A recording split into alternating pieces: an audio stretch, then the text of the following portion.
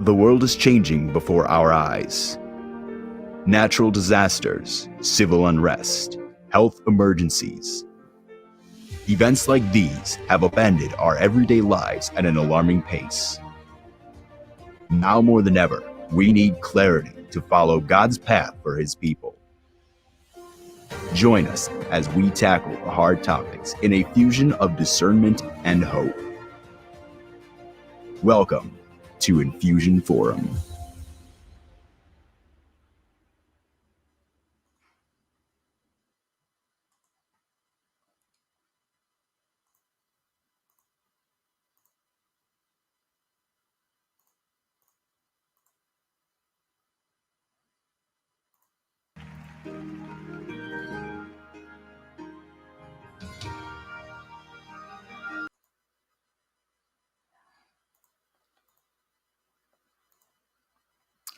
Hi, everybody. I am so happy to have you here today. Now is the time for our second episode. We're going to be having a conversation on our faith and our culture. Where do we go? And I'm happy I'm not here alone, but I'm here with some scholars that are going to help us unravel this discussion. The first one I have is Dr. Clifford Owusu-Gyamfi. Dr. Clifford Owusu-Gyamfi. He has a PhD in theological studies, specifically in systematic theology and African contextual theology. And again, we also have Dr. Adefemi Samuel Adesina. He has a PhD from Christian Missions Ministry and also World Religions and Intercultural Studies. I will entreat you to invite friends, share it on your social media page, and then bring in your contributions if you have any questions that you need them to answer so we can all have a good understanding about the integration or the interaction faith and culture has.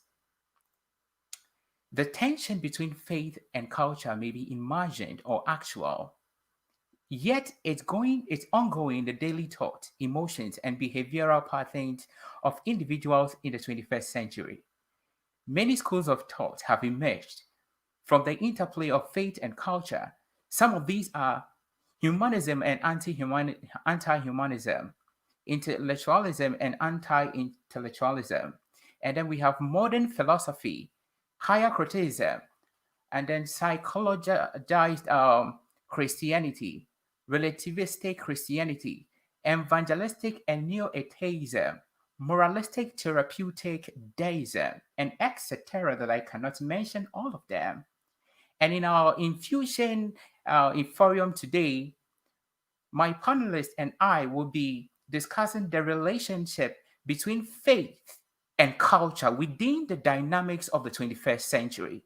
So I will please entreat you to stay focused, tune in, and provide feedbacks in the form of questions, comments, suggestions on our Facebook page, Infusion Forum. Stay tuned as we listen to this conversation. The first presenter would be Pastor Dr. Clifford. We will take a quick break, and then the next voice we will hear will be Pastor Clifford in a conversation with us all.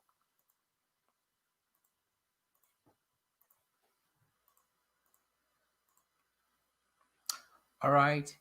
Welcome, Dr. Clifford and Dr. Femi. Now, on our discussion today, faith and culture, the first question I have about is could you help us, based on your area of expertise, what is faith and what is culture? What does it mean from your perspective in your fields of study? So, Pastor Clifford, please kindly go for it. What is faith and then the culture, the meaning, the etymological meaning of that concept?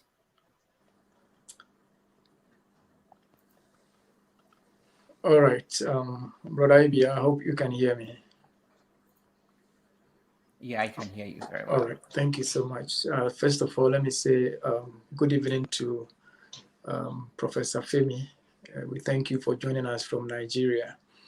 And good evening to you, Abi. I'm very happy that you've called me once again to discuss such matters that really are a concern to our faith. First of all, let me say that when it comes to the discussion of faith, it is something that has been with humanity for a long time.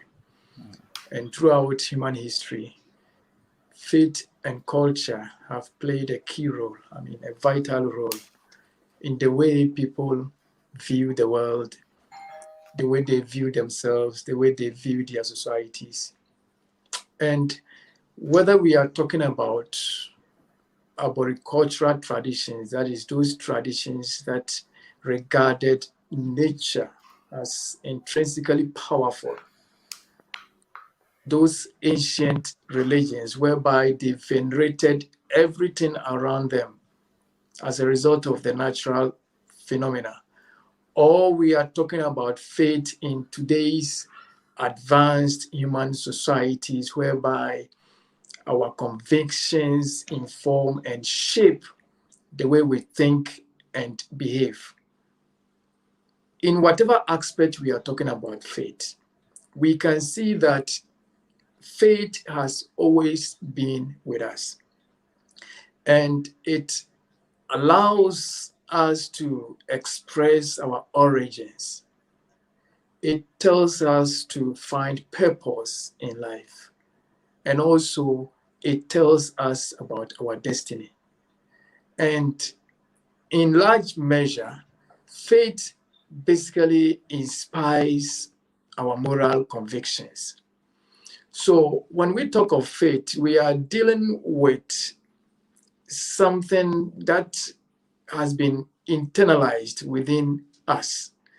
And because of some of these elements that it brings, it is able to shape our lives in certain ways. If I want to be more classical, the classical definition that we give to faith, and here we are talking about religious faith, is whereby we talk of systems of beliefs, whether we believe in a God, believe in gods, or the way people express those beliefs and how those beliefs shape our lives, shape our society. That is faith. So faith basically is something that we cannot escape. It is with us. It is expressed in different forms. Sometimes it is expressed in institutions. For instance, you can talk about a Christian faith, you can talk about Islamic faith, you can talk about Hinduism, Buddhism, all sort of things. And even in our world today, we can talk about faith without those religious bodies. Some people believe in funny things.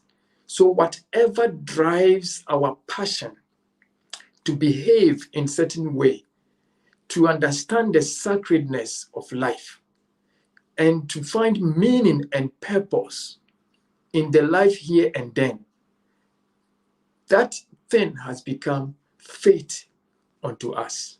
So that is what I can say about faith for now. And when we talk of culture, I think we have had a lot of definitions about culture. We have the classical definition of culture, whereby we see culture as a way of life. When we say the way of life, we are talking about the behavior of a group of people who share some commonality and communality. So, for instance, take as an example the Akan people of Ghana. We call them Akans because they have some similarities when it comes to their lifestyle.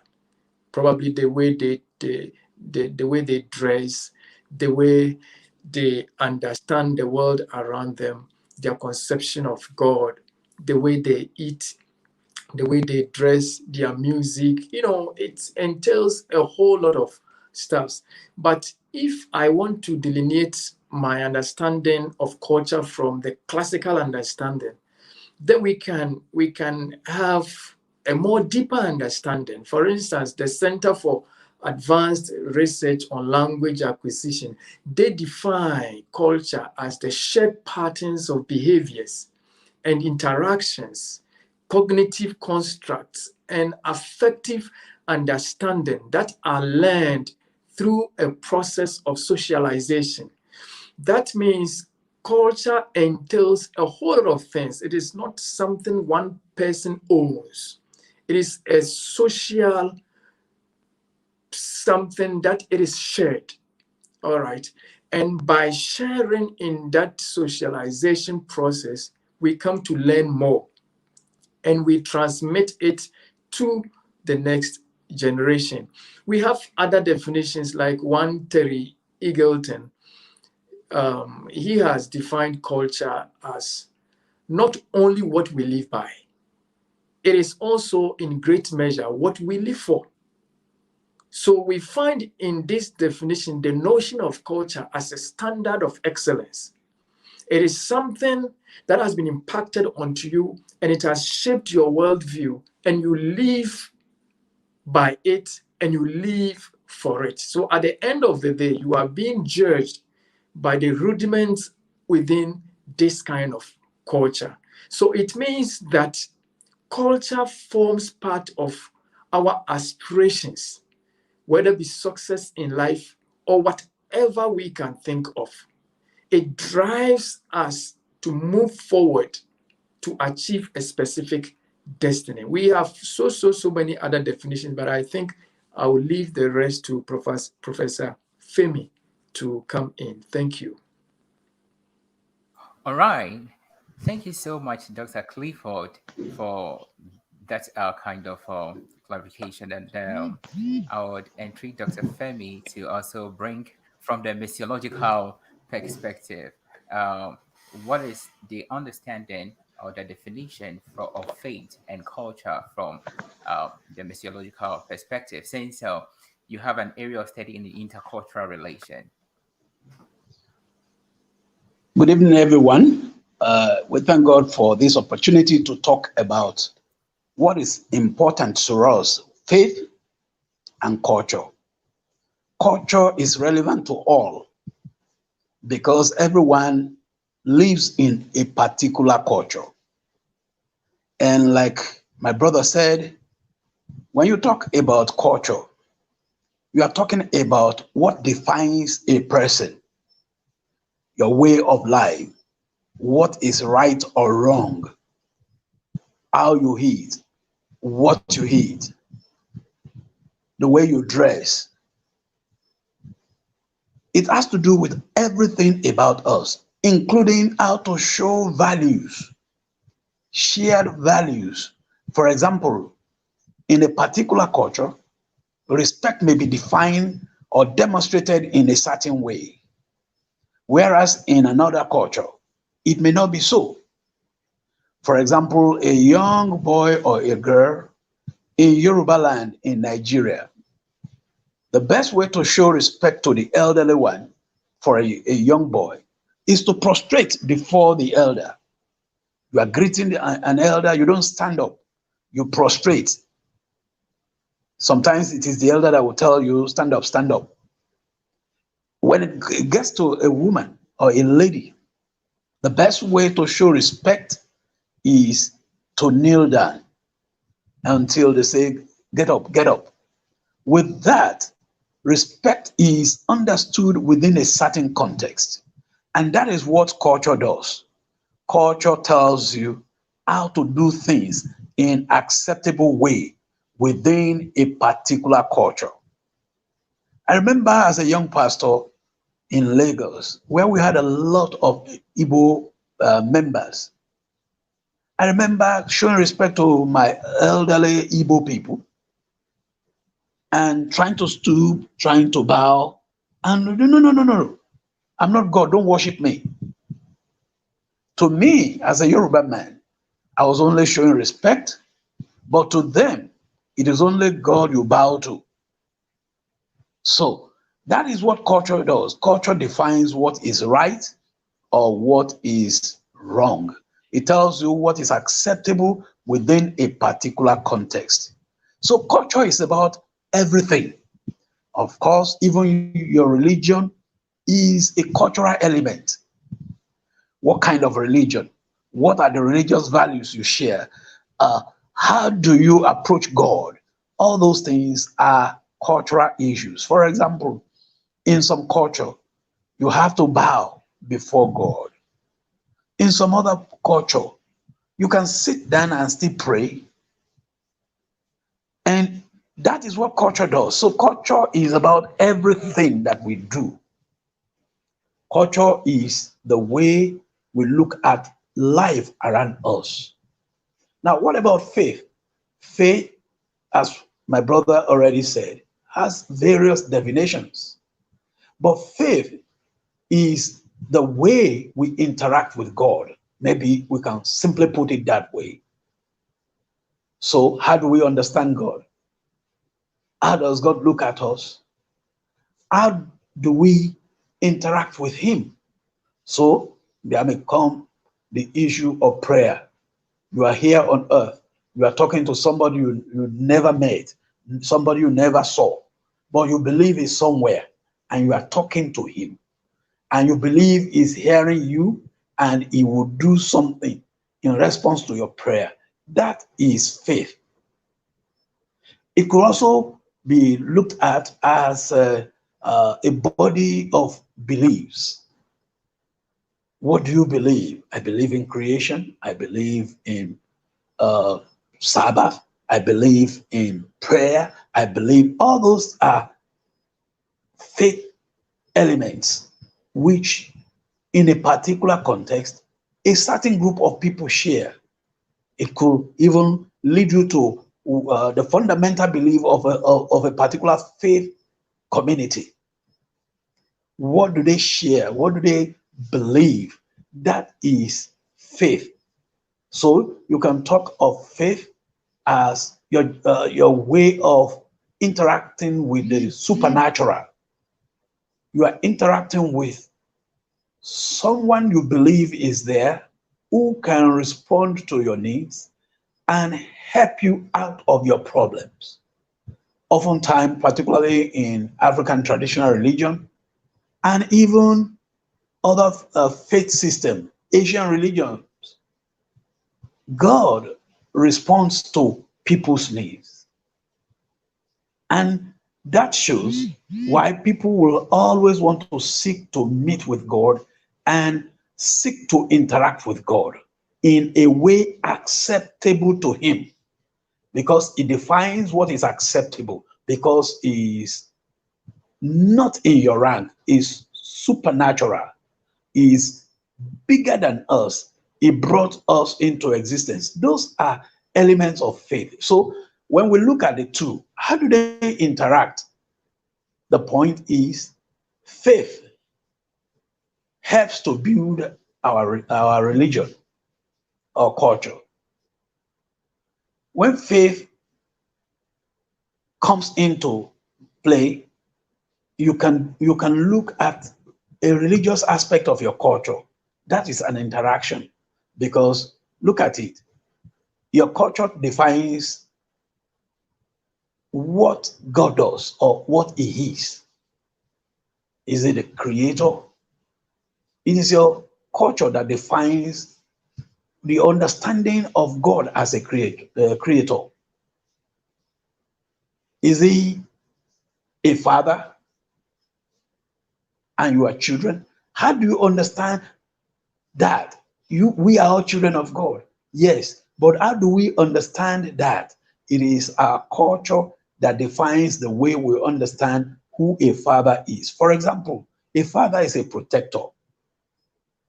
A father, beyond being a protector, is a provider. A father is the one you run to in times of need. That is your culture helping you to know what you expect from God and what God expects from you. So faith cannot be separated from culture, because it is culture that defines your understanding of your faith. And faith, on the other hand, helps you to define your culture. Because, for example, if you are a Christian, there are certain mode of dressing that you cannot engage in because faith says, even though your culture says it's okay, but faith says no. There are things the Bible will call abomination, but culture may accept it. So they interact, and that's why one challenges the other.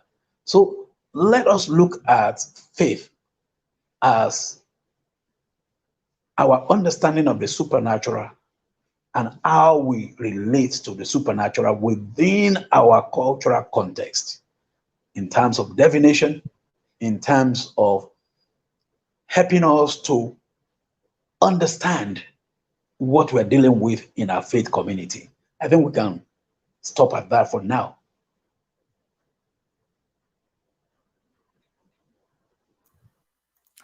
Okay, thank you so much, Dr. Femi. Back to Dr. Clifford. In your initial statement, you made some connections with, you mentioned certain things like the commonality and then community, citing that as an example. Could you be able to explain further? Well, thank you very much, Avi, and thank you, Professor, for that extensive and detailed understanding of faith and culture. When we say commonality, we are dealing with certain aspects of the lifestyle of the people that is common to everyone. For example, let me take our Ghanaian communities as an example. If you go to the northern part of Ghana, you will see the way people dress, especially when they have certain festivals or within the chieftaincy.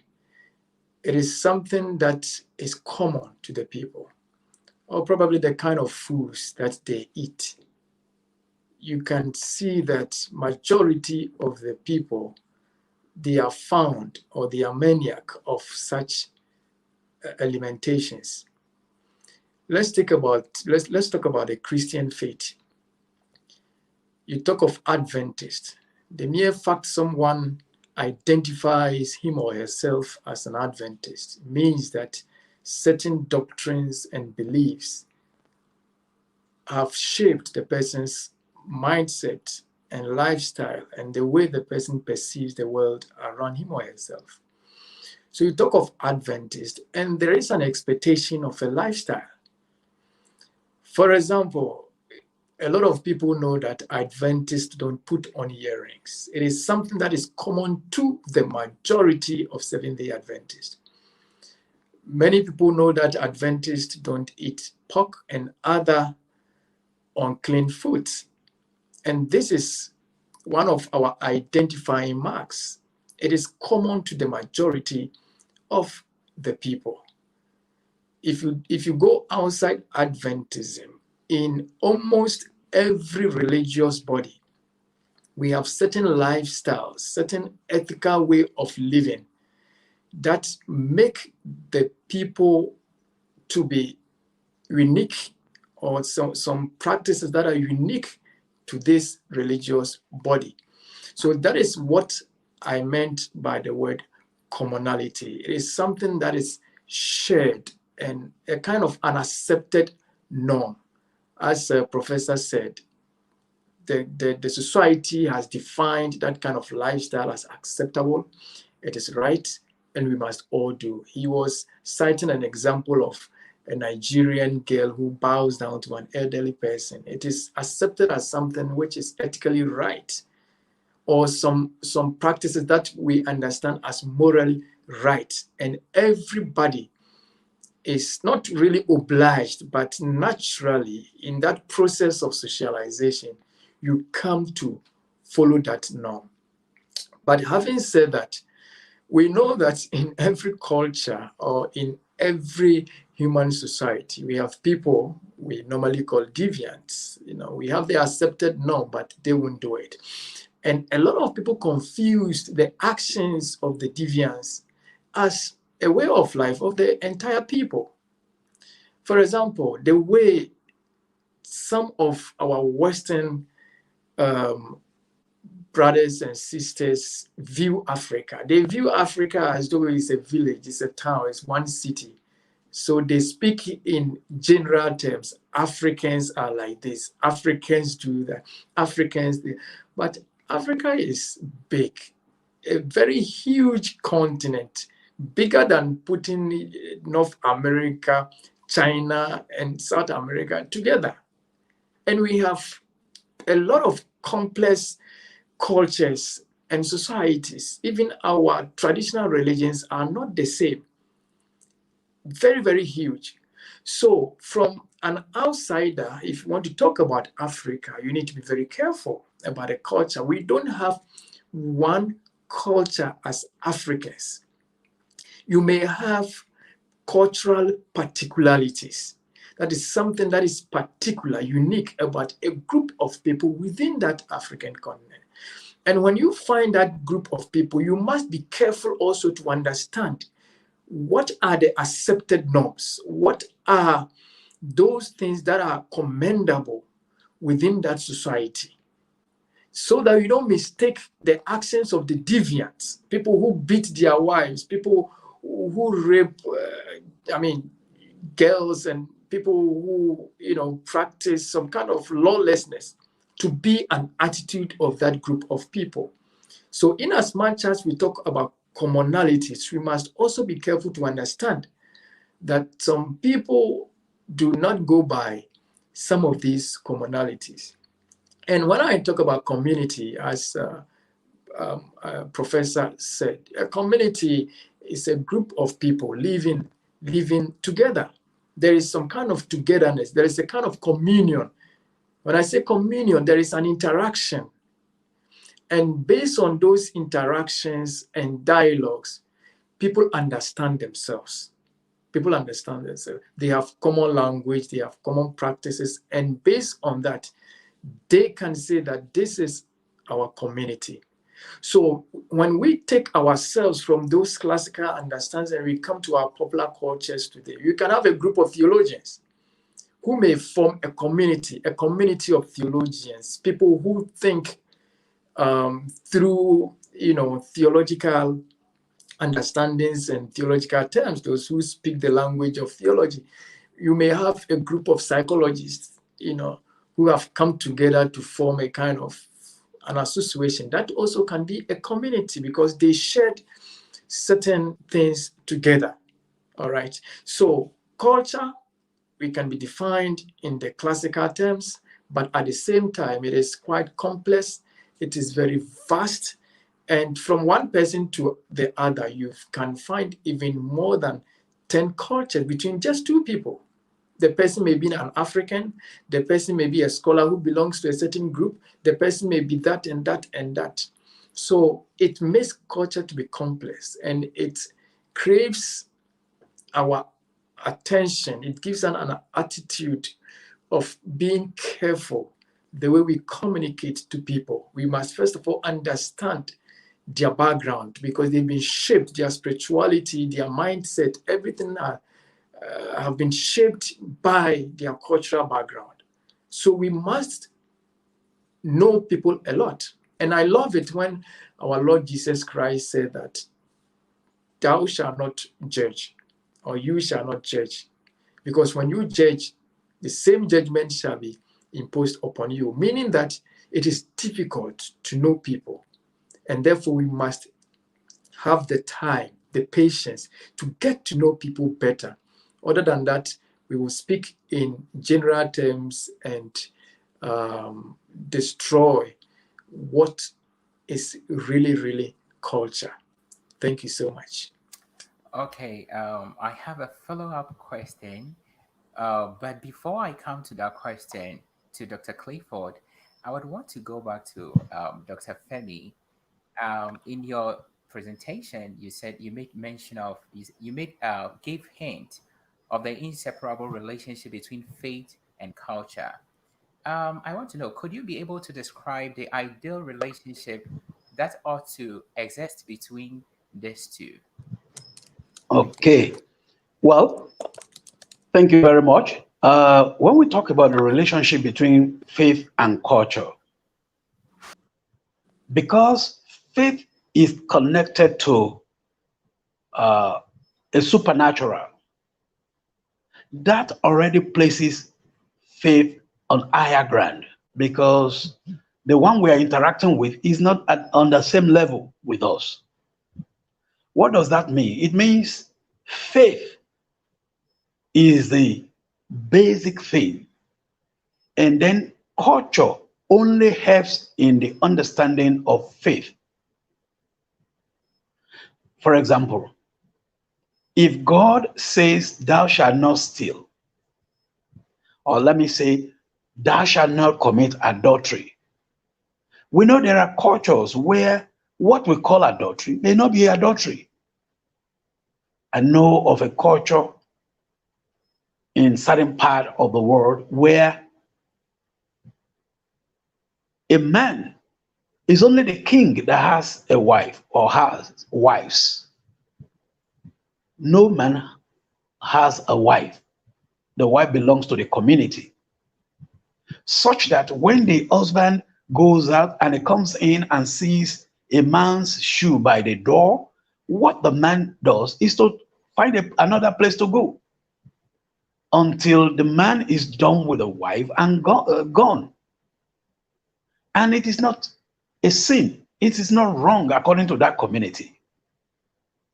Now, the point here is which one should bow to the other? What should the interaction be? Should the culture dictate faith or what is acceptable to faith? Should the Christian faith or Islamic faith in such a community, should it bow to culture? My own submission is that that should not be.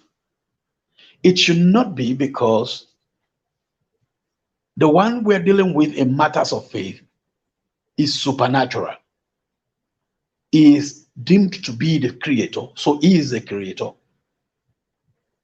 He is the owner of the universe, so he is in all ramification bigger than man and human culture. The problem today is we are pushing culture above faith, because they said that is how we do it. For example, in Africa, we argue, well, polygamy is a way of life in Africa, so what's wrong with it? In some other culture, they will say, well, what's wrong with divorce? Even God says he hates divorce. In some other culture, alcoholism is just normal. Now, how do we relate faith to culture? Why culture would define your faith, it should not dictate your faith. That is the position I think is Bible-based, because God is number one and everything, because we believe in the supernatural. Okay, wow, that's a great point. Thank you so much. So back to Dr. Clifford. I have a question for you. What happens when an attempt is made to sever faith from culture? I want you to focus on the implications to our Christian lifestyle on the 21st century.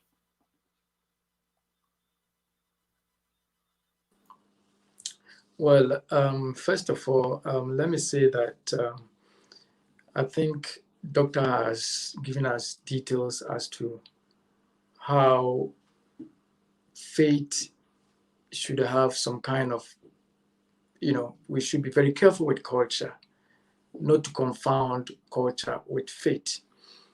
Now, faith and culture, they often overlap each other.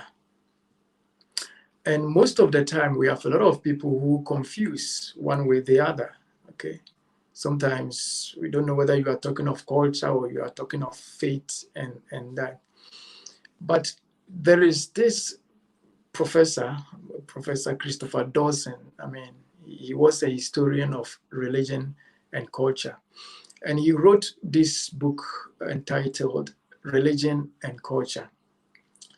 And Dawson says that religion has a unifying effect in culture, and it plays a role as the guardian of tradition, preserver of moral law, an educator and teacher of wisdom.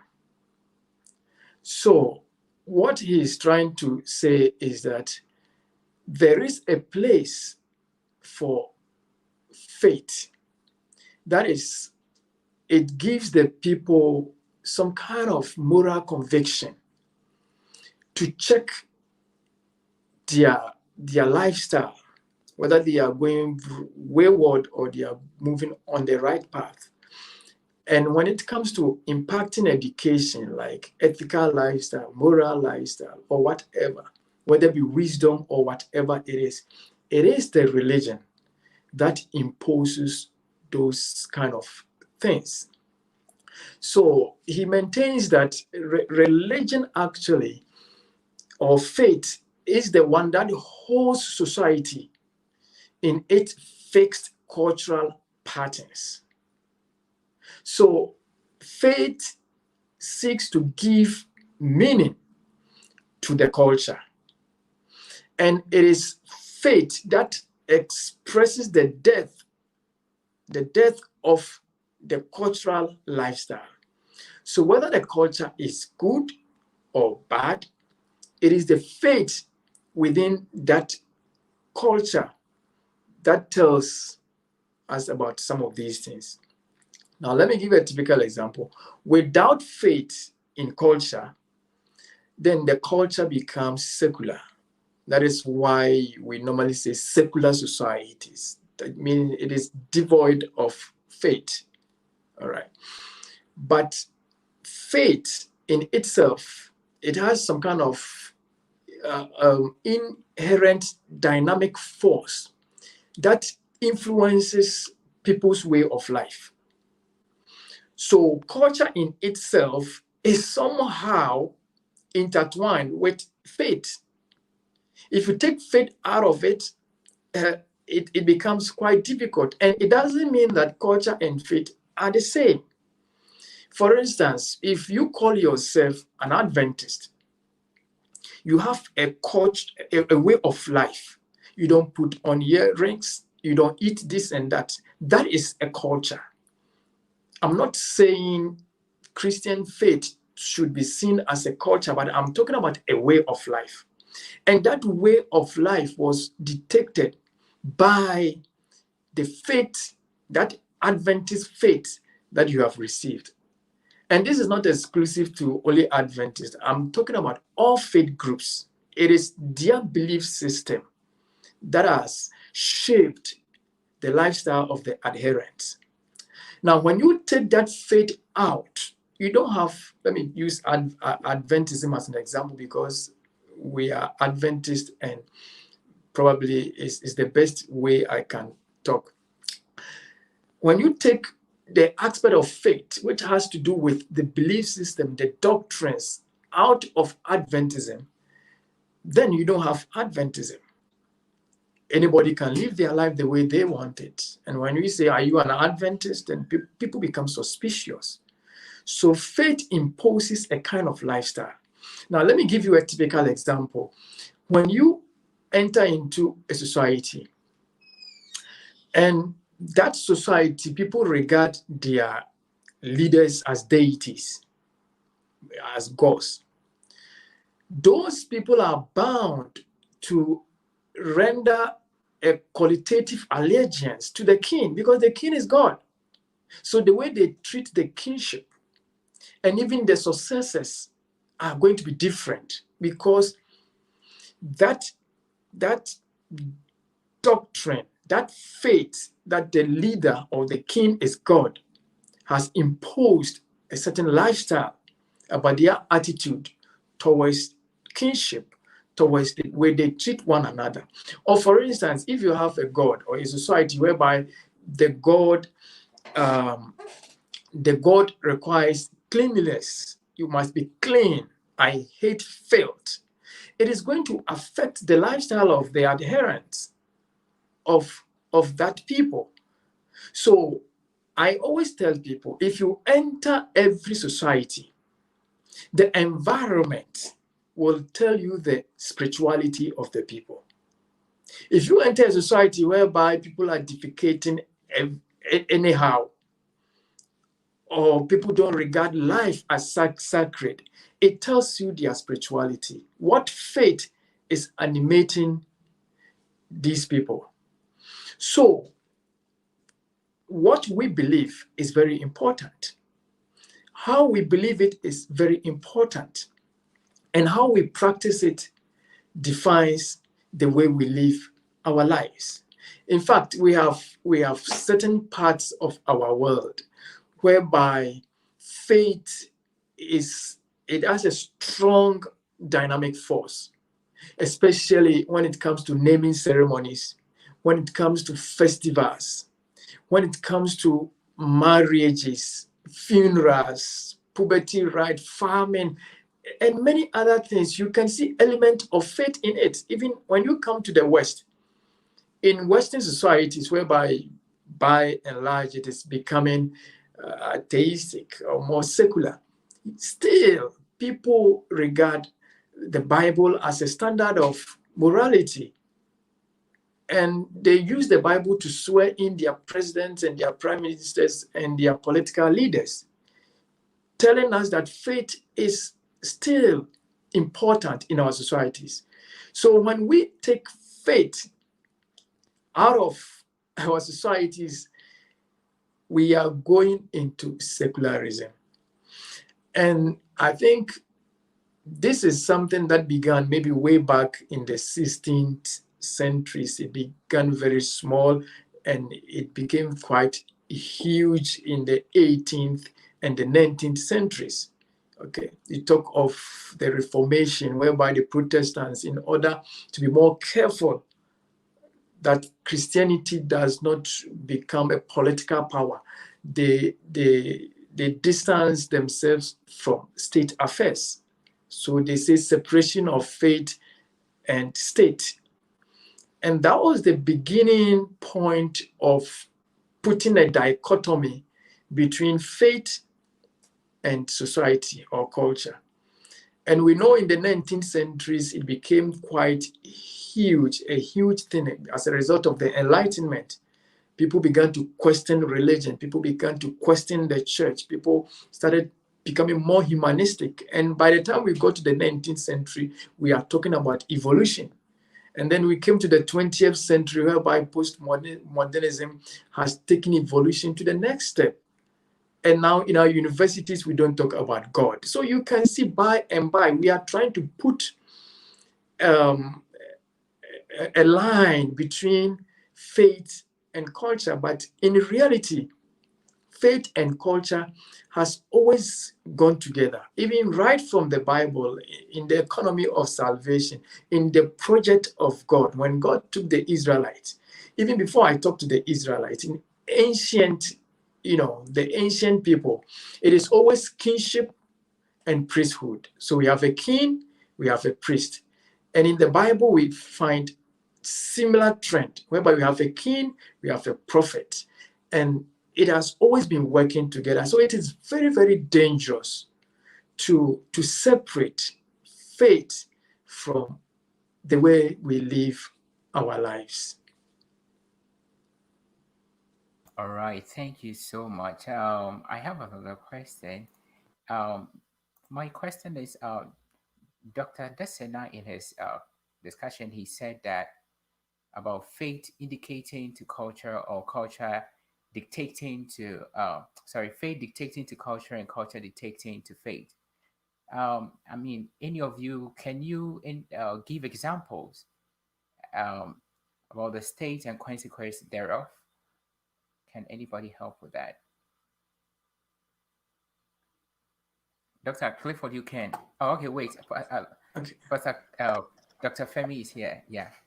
Okay, let me just say here, when we talk about faith dictating to culture, we are saying that one, the one that is connected to faith is supreme, is above normal human life. That is one thing. So faith is superior in that sense. Another thing is that faith dictates values, acceptable values.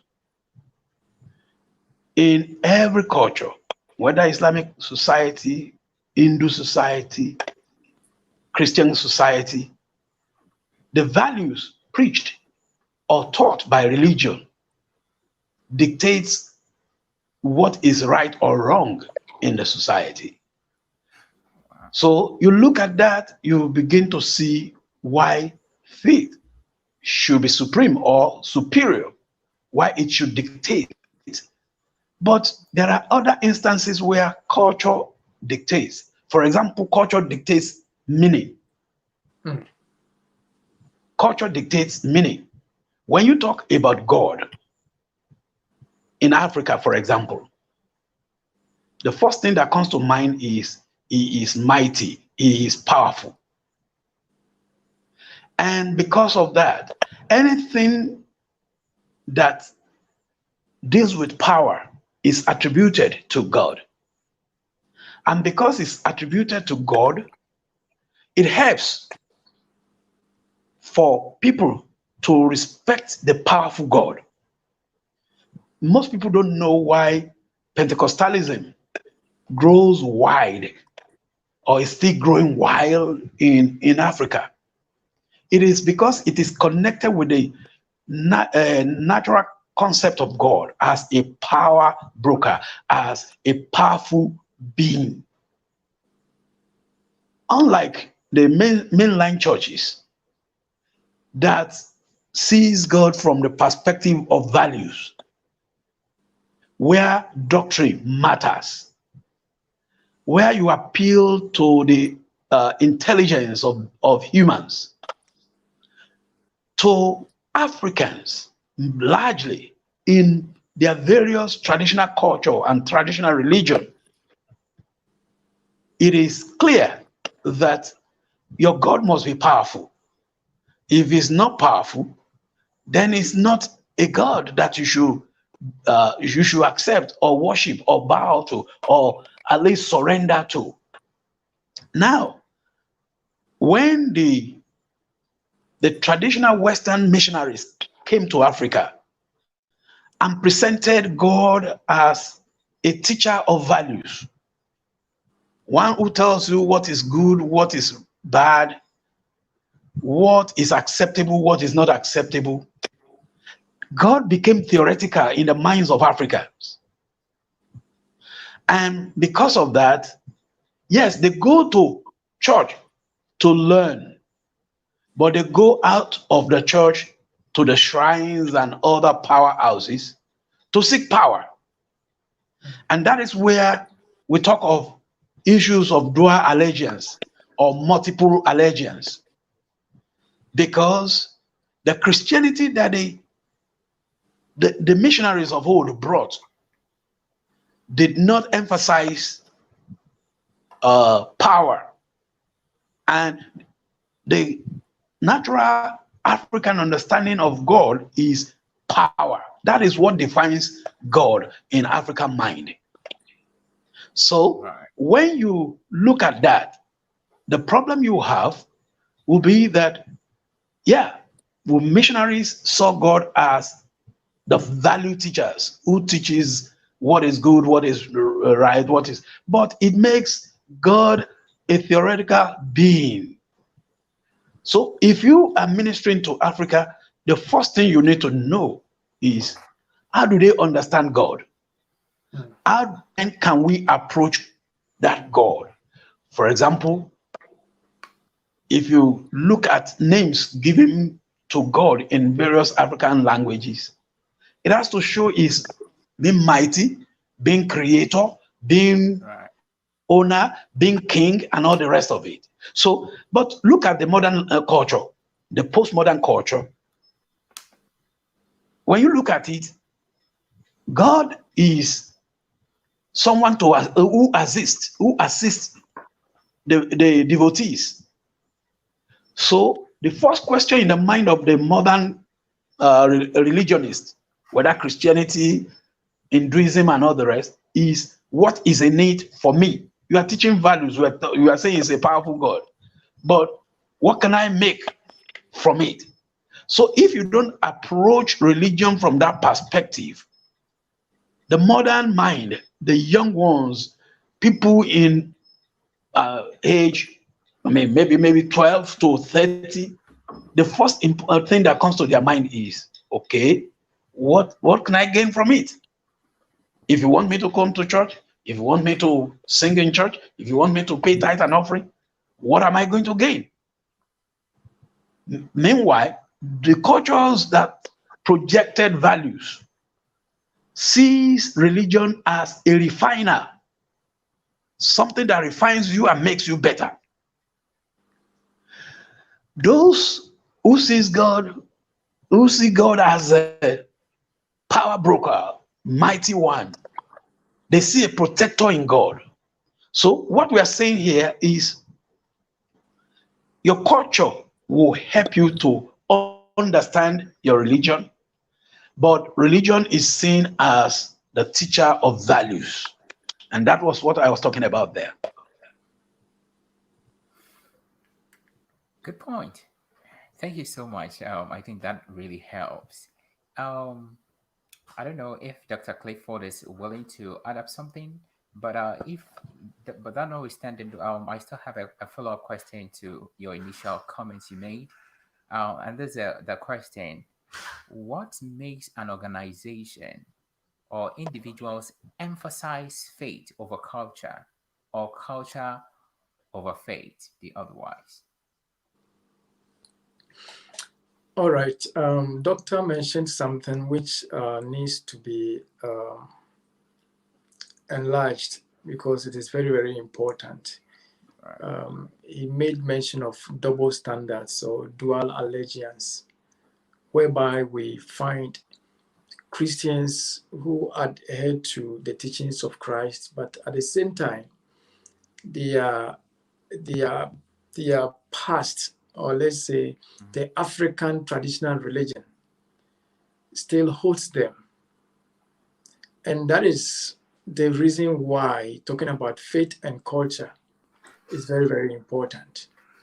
For example, somewhere in Ghana in 2008, I don't know whether ABU will recall these incidents, whereby a traditional priest stormed a church in Ghana to collect, his amulet that this pastor, this Christian church pastor, went to the traditional priest to collect, to do church, to establish his church.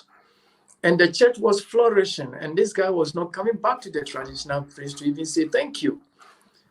So one afternoon, while they were in the process of worshiping God, the traditional priest just stormed the church and said, I've come for my amulet. And lo and behold, the pastor went and brought this amulet to the traditional priest. So now the question is, why? Why is it that a pastor will still think that I need traditional powers to do church? And this is just one example from probably thousands of them across the continent of Africa. So we have a problem. That is, there are many Christians who struggle with their past devotion to the African traditional religions and their new faith in Christ. And we have a lot of Christians, as Doctor mentioned, who still consult traditional priests to find solutions to their problems. We still have Christians who fear, witches and demons. And that is why these Pentecostal churches and the charismatic churches are flourishing, because they seem to offer solution to some of these things. So they say, come, your life will never be the same.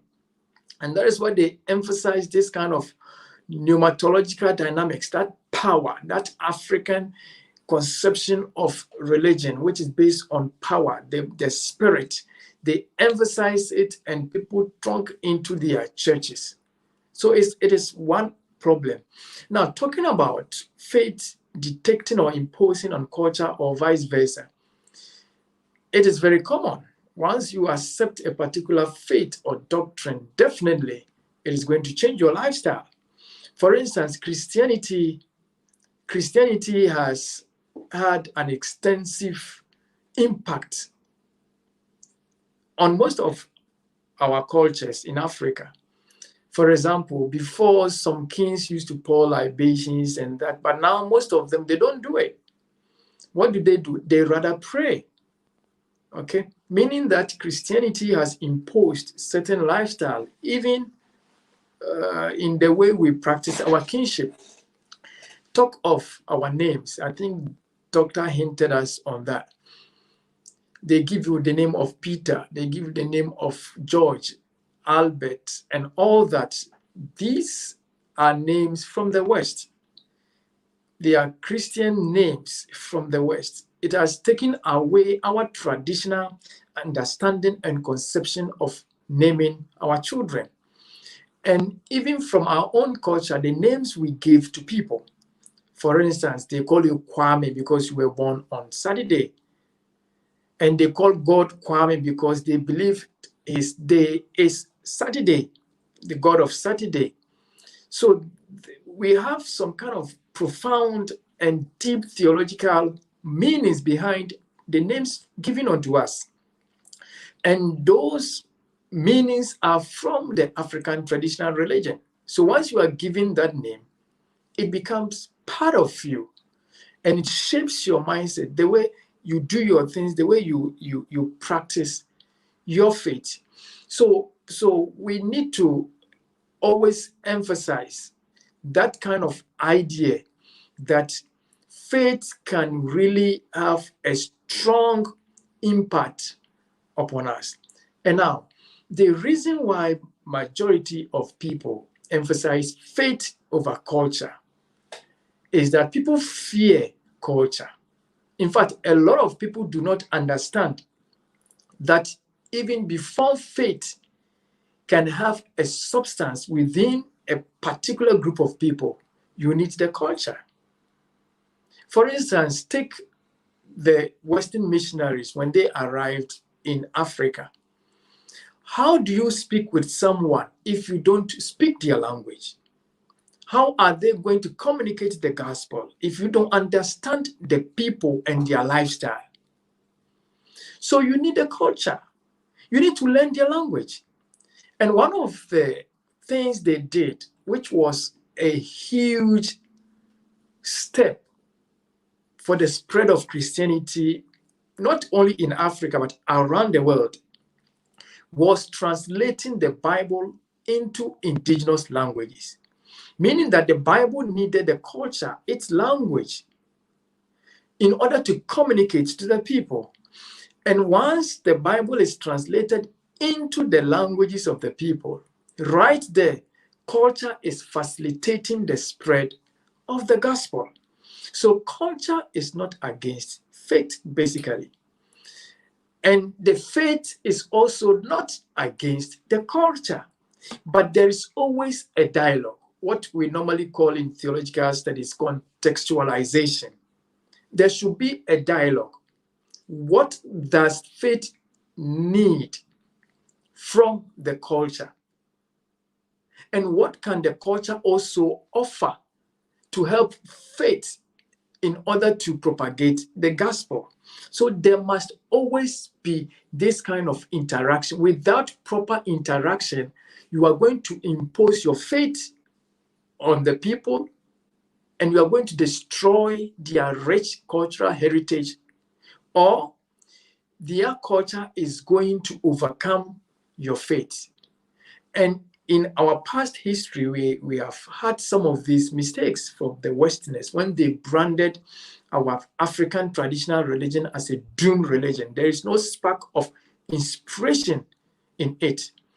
But over the past 50 years, we have seen how this same African traditional religion has become the basis of articulating theological thought. And it has become the basis of helping the Bible to spread the gospel in Africa. So when you take your Bible, I mean, let's use the Tree translation, or whether it be Igbo or Yoruba Bible, right from Genesis chapter 1. In our account Bible, it says, in the beginning, in Fitiasie, God, Nyankopon. This Nyankopon is not coming from the Hebrew culture. It is not coming from the Greek culture. It is not coming from the Western culture. That Nyankopon is coming from the spiritual understanding of the people about God. And the Bible needed that name in order to project who God is unto us. So there should always be a dialogue, a proper dialogue. Other than that, one will impose on the other and one will destroy the other. Thank you. Wow, I also made an observation that what goes around in the world, or what goes on in the world outside the walls of the church, is not really much different of what goes inside the church.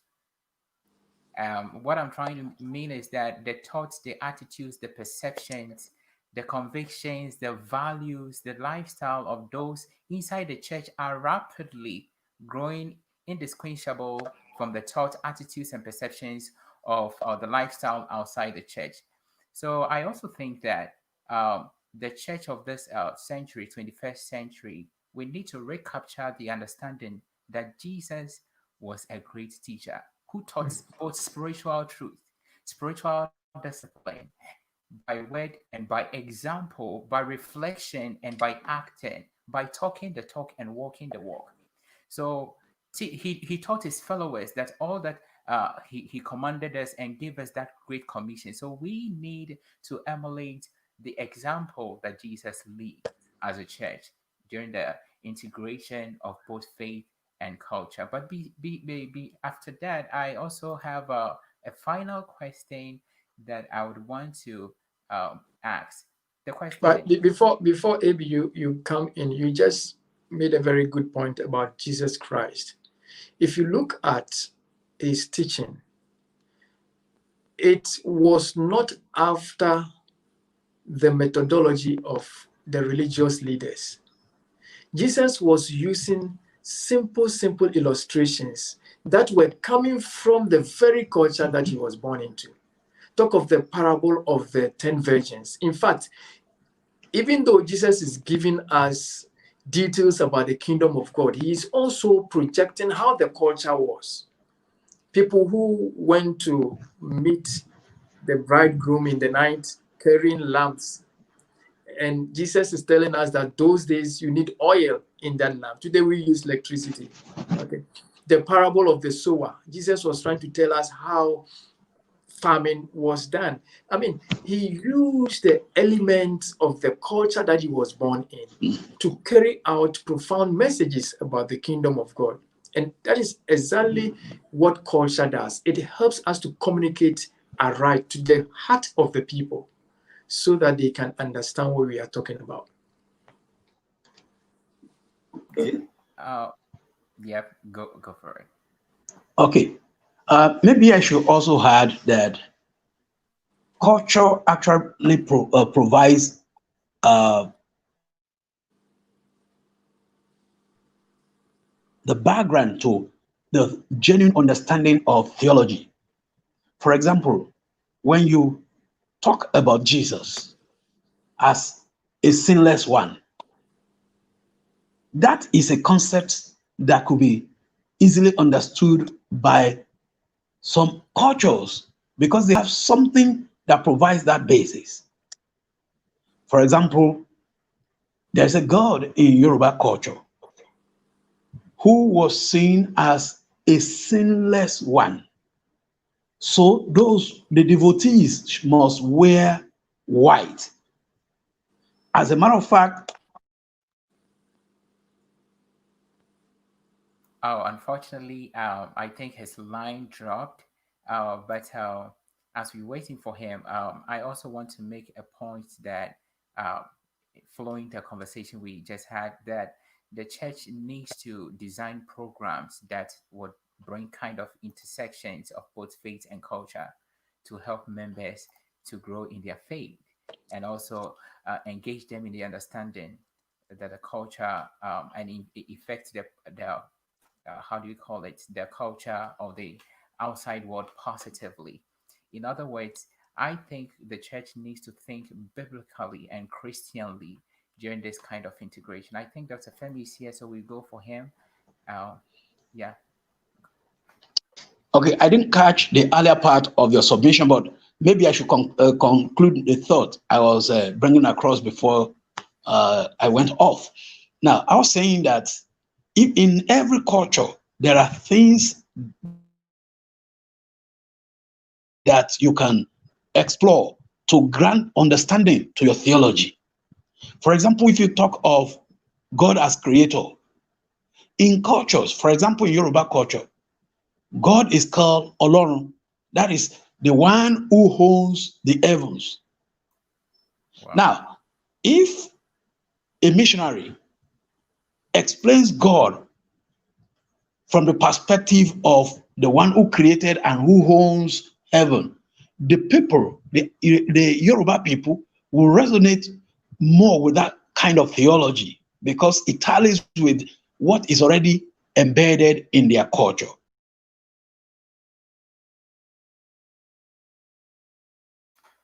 All right. I think his line dropped again. Dr. Clifford, do you have any submission in addition to this very point? Oh wow, so I think he's trying to connect right now. He's here. Yeah, Okay, sorry. Yeah. that's all So right. when you are presenting your theology, look at the culture and identify what can help the people to understand what you are bringing to them. You are bringing sinlessness of Christ. You are bringing the power of God to heal. You are all those things. If you can find something in the culture to tie your theology to, it will resonate better. It will help the people to grasp what you are trying to teach so that your teachings, your theology will not be abstract. Because when religion becomes abstract, it does not have the root and therefore it can fade away. So culture helps religion or helps faith in that regard. And let us say it, there are principles, biblical principles that cut across. That is what we mean when we say God is supra cultural. He is above all culture. God is not against culture, but is about culture. So his values, his teachings are real, and we should uphold it. But when we look at what culture offers, it should not it should not be what we grant our values, because culture do change, but God does not change. Culture do change, but God does not change. And that is why culture cannot dictate value, things like value. It can grant understanding of values, but it cannot dictate it. It is only God that does not change that can tell you culture or tell you about values that can go across all culture and across all ages. And that is the point I wanted to make there. Okay, Dr. Clifford, are you submitting something? Are you ready to bring us something? Or let's go to the final question. Yes, I spoke about language, how it facilitated the spread of Christianity in Africa. And the missionaries used it as a tool to communicate the gospel. And before the missionaries came, our language was not written. It was orally, spoken. And it was because of Christian civilization that brought about, literally writing of our language. Why? Because the missionaries saw that our languages could be useful. It could be a useful knowledge for spiritual growth. And that is exactly what David. That is exactly. They used that cultural channel to bring about certain lifestyles in Christianity. But in Africa, let me say, but there is something also I mentioned, which I want to throw more light on that. There is this professor, late Kwame Bediakon, who was a Ghanaian theologian. He said something. He said, if you cannot talk to people, you cannot talk to them about the word of God. That means if you can't communicate with people right, how do you talk to them about God? If right now, if I'm to speak with Dr. Femi and I speak and he cannot understand me, and he speaks and I cannot understand him, how can we share the word of God? It is impossible. So the gospel always needs human contact. And once you come to human contact, you have come in contact with culture and diverse cultures and different cultures. And that is why theology should always be interaction with culture, because the idea of missionary work is all about human contact. You must reach out to everybody. And in our Adventist church, we have really emphasized on Revelation chapter 14, verses 6 to 12 also, the three angels message. It is to every person on this earth, whether it be tribe, people, nations, tongues, and whatever. And once you are dealing with people and nations, you are dealing with different cultures. So theology must always come closer to people, to understand the people, to understand their way of life, to ensure a better understanding of the Christian doctrine, and at the same time, that social context within the gospel is being propagated. And as I said, it is the culture that creates room for us to accept the gospel. And now let me mention this, then I will leave it to you. There are certain aspects of our culture that helped Christianity to have a footing in Africa, especially. Now, I've spoken of the translation of the liturgical books like Bibles and song books and all that. They helped a lot. Another thing that helped was the institutionalization of Christian thoughts and learning in some of our cultural events, like in the chieftaincy, in festivals. I've already mentioned most of our kings are now Christians. And once in Africa, you get hold of the leader of the community, you have gotten hold of the entire people. So if the king accepts to be a Christian, in a way, you have already won half of the people. Another thing that also helped the spread of Christianity was the training of indigenous people to be co-workers with the missionaries.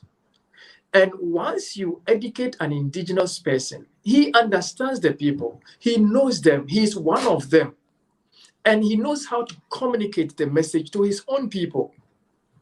And that also helped Christianity to spread rapidly. It made missionary work to become so easier.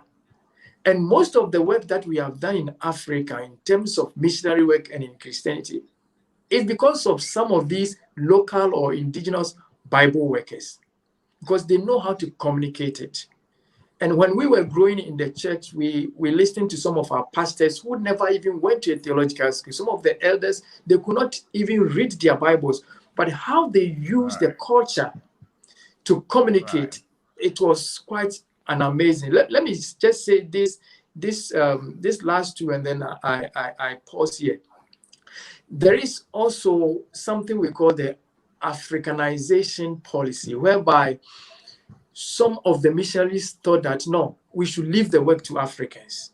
Let us leave it to them, the leadership positions, let them take over. So in most of our churches, if you take the Adventist church in particular, in the 20th centuries, most of our leaders became blacks. The white people, they left and the work was carried by black people. They became the president. They held the conference positions. Why? Because they know how to manage things among their own people. So culture is very powerful and it helps us to spread the gospel. But as Doctor said, not everything in culture can be accepted. The gospel must always have a primacy. Thank you. All right, thank you so much. So finally, what are your final remarks do you have for this conversation?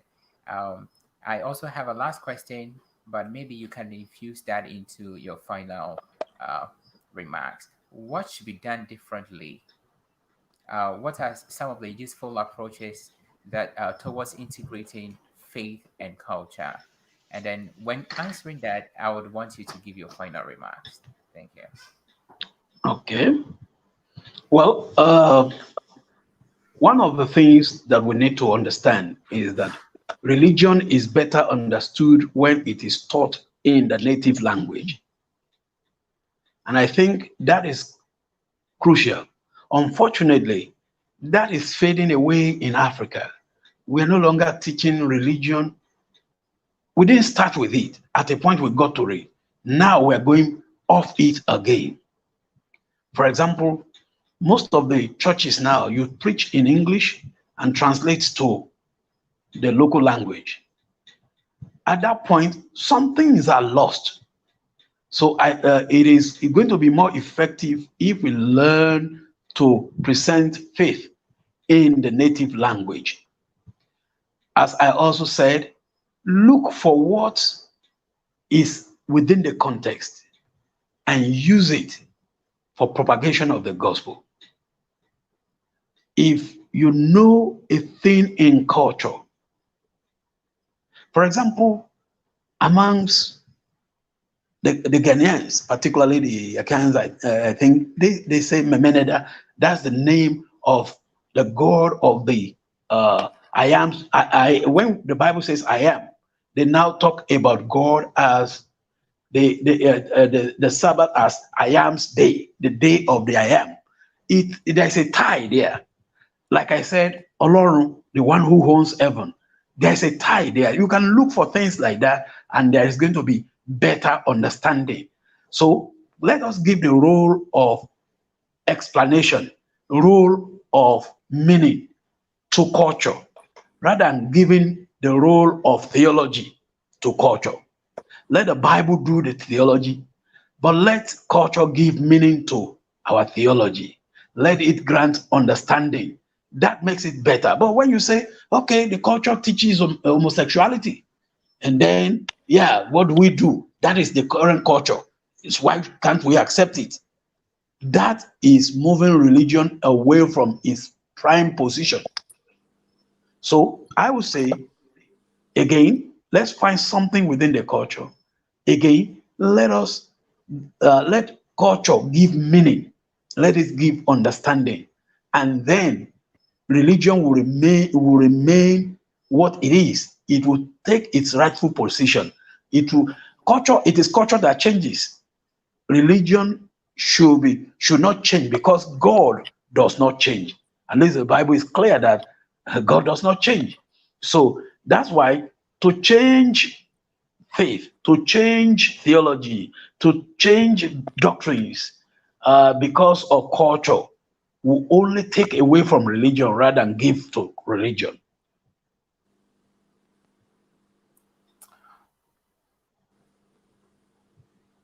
All right, thank you so much. Yeah, Dr. Clifford, what are your final words and in response to the final question? Thank you very much. I think we have exhausted the topic, our faith, our culture. Where do we go? And Doctor has provided us where to go. We can't accept anything from culture. We must hold the gospel in high esteem. To add to that, I will also say that we have new theological approaches and methodologies towards the spread of the gospel in Africa. And one of them that I already mentioned is contextual studies, contextualization of the gospel. And even in contextualization, we have different models and different approaches. We have the inculturation, whereby inculturation uses the culture as the starting point to talk about the gospel. And I think right now, many things are happening around the world. People want to feel belonged to a certain community. And because of that, a lot of people are even quitting church. They don't want church because they see the church as imposing. They see the church as dictating. I think that is what Doctor was talking about, whereby faith can also impose and dictate to a certain point that it can become worrisome. People want to feel belonged. They want a community whereby they feel protected and accepted. And because of that, it is putting pressure on faith, and especially the Christian faith. In Africa, we can talk of Pan-Africanism, whereby people want to feel authentically African. And because of that, they want to reject everything about Westernization. They say the church belongs to white people. We shouldn't go to church. We should abandon Christianity. These are extreme way of promoting Pan-Africanism. But why is it that the people tend to achieve certain successes by confusing minds that Christianity is a Western civilization? It is meant to colonize us. It is meant to enslave us. Because our gospel has not dealt with the culture. There should be an interaction. A doctor just cited the account name for God, Kwame, meaning he was born on Saturday. And we read the Bible and we find the fourth commandment, remember the Sabbath day to keep it holy. Now, if you want to have a dialogue with the culture, I say, even in your culture, the Sabbath is already mentioned. So it doesn't become new to those people in reception, because they can say, oh, so our culture is even in agreement with the Bible. So it is high time we must bring some of these sparks of inspirations that stem from the culture and have a dialogue with the gospel. For instance, a pastor who is coming from a theological school, you stand in the pulpit and your first quotation is Plato, Socrates, Immanuel Kant, Descartes, and all these big people from the West. Normally, our people don't know them. They don't know Kant. They don't know those people. But if you start talking to them like Dr. Femi said this, they know Dr. Femi. They know where he comes from. Some of them even know him from his hometown.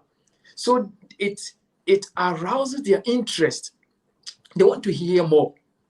So it is high time we begin talking to our people with the language that they understand. And I've been talking about language. You know, Acts chapter 2 is where God taught us that the gospel should have an encounter with culture. Because they said they spoke in other tongues.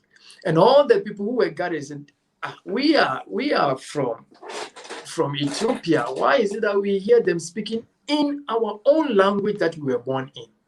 So God saw that the language of people, the culture of the people, could be useful to spread the gospel. And truly, about 3,000 people were baptized. Why?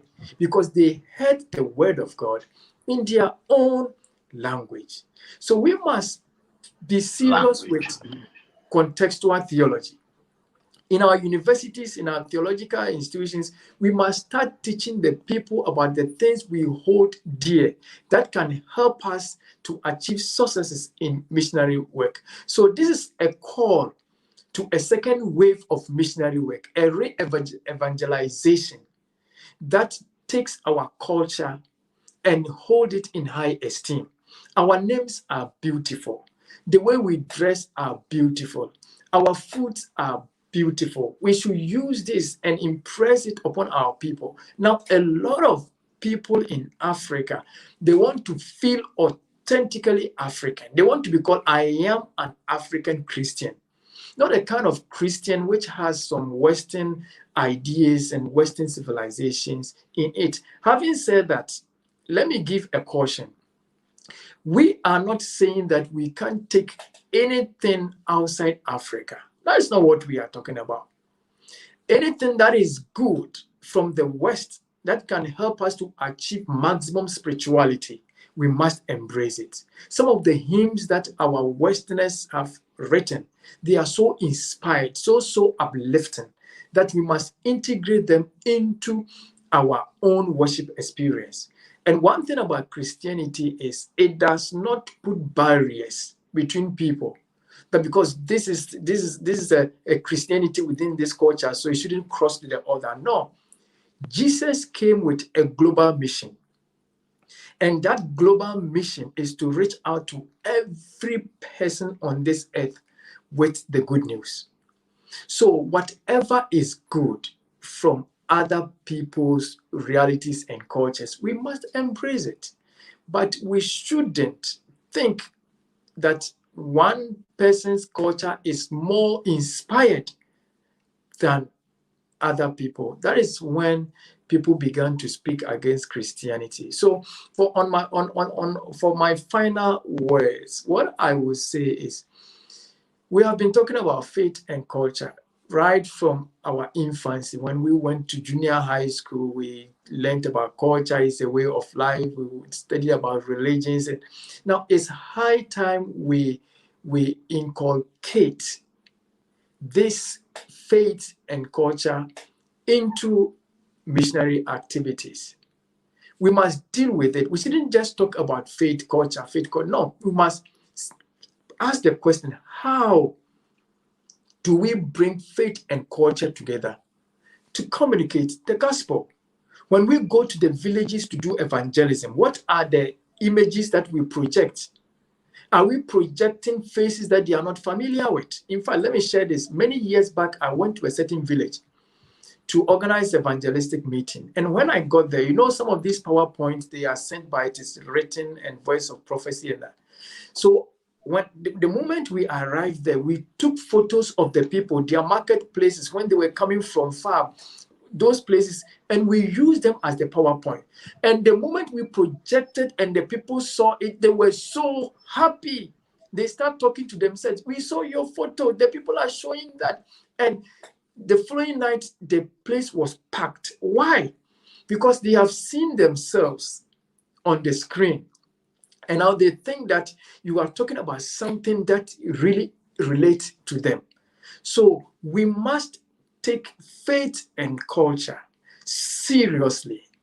We must redeem our culture. We shouldn't let it just be washed away into our past, but it should be something which is transcendent, something that we can use the gospel to perfect it and to be a blessing unto us and many people and the next generation. Thank you very much.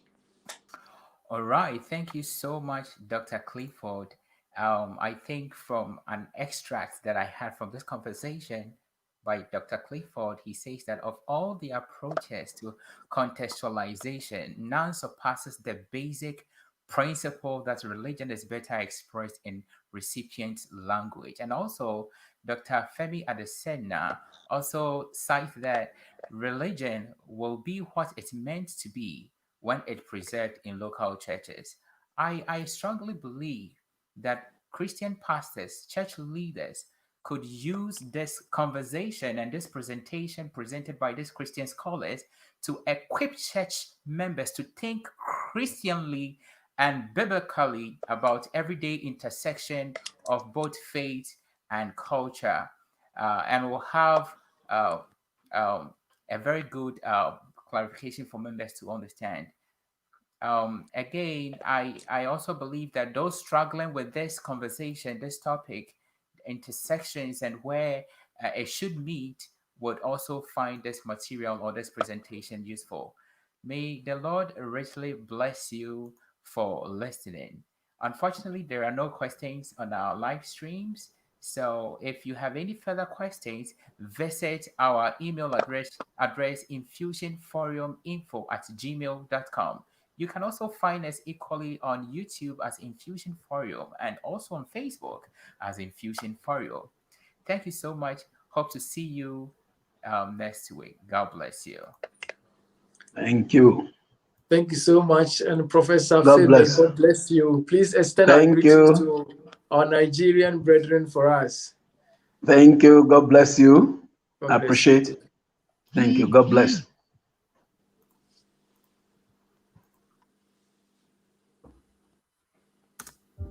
The world is changing before our eyes. Natural disasters, civil unrest, health emergencies. Events like these have upended our everyday lives at an alarming pace. Now more than ever, we need clarity to follow God's path for His people. Join us as we tackle the hard topics in a fusion of discernment and hope. Welcome to Infusion Forum.